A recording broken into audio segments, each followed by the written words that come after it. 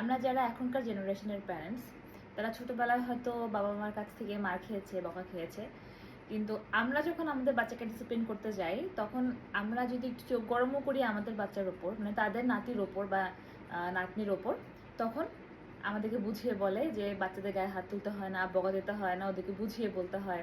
এটা নিয়ে অনেক মিম, অনেক ভিডিও আমি দেখেছি সোশ্যাল মিডিয়াতে। মজা লাগে আসলে, রিলেট করা যায় জিনিসটা।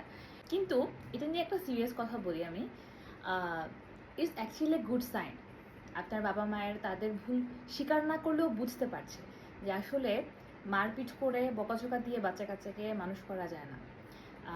রিসেন্টলি একটা ঘটনা আমার চোখের সামনে পড়ে যে আমার জেনারেশনেরই একজন প্যারেন্ট বাচ্চাকে মারছে, এবং বাচ্চার নানি যখন মাটাকে বলছে যে বাচ্চাকে কেন মারছিস, এভাবে অমানুষের মতন কেন মারছিস, মারামারি করতে হয় না বাচ্চাদের গায়ে, তখন মাটা তার মায়ের ওপর বা বাচ্চার নানিটার ওপর চিৎকার করে বলে যে তুমি যখন আমাকে মারছিলে তখন তোমার মায়া লাগে নাই, এখন তোমার নাতির জন্য মায়া লাগতেছে।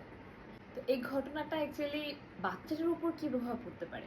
একে তো হচ্ছে বাচ্চাটা অন্যায়ভাবে মার খাচ্ছে, কারণ মারামারি কখনোই ন্যায় কোনো কাজ না, এবং বাচ্চাটা বুঝতে পারছে যে তার নিজের মাও উন্ডেড। একটা সময় গিয়ে বুঝতে পারবে, এখন না বুঝলো, যে তার নিজের মাই হচ্ছে খুব বাজেভাবে মনের ভিতর ব্রেনে আঘাতপ্রাপ্ত, তার মা তাকে মেরেছিল এবং সেটাই সে রিটার্ন করছে তাকে। তো এই এই জিনিসগুলো আমাদের এখনকার যুগের প্যারেন্টসদের বুঝতে হবে যে আমাদের সময়ের প্যারেন্টসদের অতটা সুযোগ ছিল না বোঝার, জানার যে আসলে মারামারি কতটা ক্ষতিকর, বা ওরা ওই সময়ে ওদের মেন্টাল হেলথ, ওদের ফিনান্সিয়াল অবস্থা অতটা ভালো ছিল না, বা ফিজিক্যাল হেলথও অতটা ভালো ছিল না যে ওরা নিজেদের মাথা ঠান্ডা করে জেন্টাল প্যারেন্টিং করবে বা কনসিয়াস প্যারেন্টিং করবে। ওই সুযোগ ছিল না ওদের জানার, শেখার। ইটস দ্য গুড থিং যে ওরা এখন জিনিসটা বুঝতে পারে, রিয়ালাইজ করতে পারে যে মারধর করা, বকাঝকা করা আসলে কোনো কিছু সলিউশন না বা গুড প্যারেন্টিং না, বাচ্চাদের ডিসিপ্লিনড হয় না।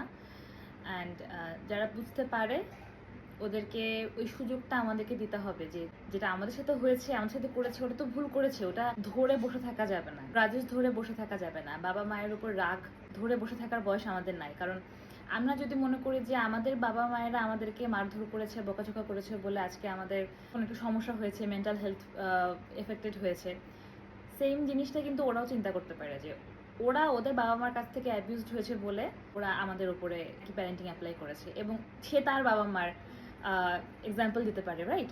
তো আমরা আসলে এখন অ্যাডাল্টহুডে আছি, আমরা সবাই অ্যাডাল্ট।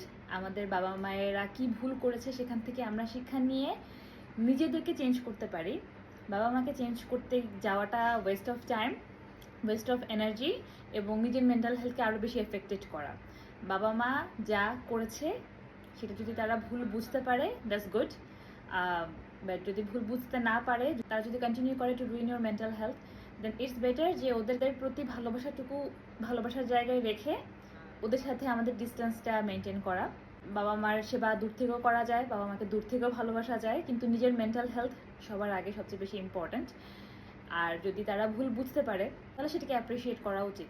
আপনার সন্তানেরও কিন্তু দাদা দাদি, নানা নানি এদের প্রয়োজন আছে জীবনে।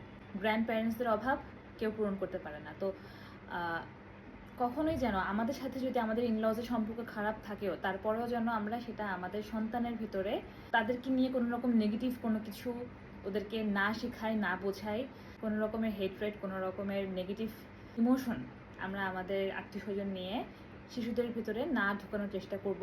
যেখানে বাউন্ডারি ক্রিয়েট করা দরকার সেখানে বাউন্ডারি ক্রিয়েট করব, শিশুকে বাউন্ডারি ক্রিয়েট করা শেখাবো।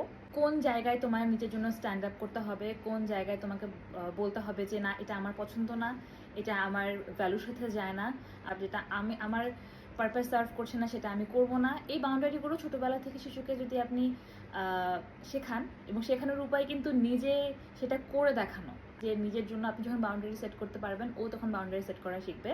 পিপল প্লিজার যেন না হয় আমার বাচ্চা, সেদিকেও আমাদের খেয়াল রাখতে হবে। অ্যাট দ্য সেম টাইম আমাদের নিজেদের বাবা মাদেরকেও সুযোগ দিতে হবে তারা যেন আমাদের সন্তানদের সাথে কানেক্টেড হতে পারে।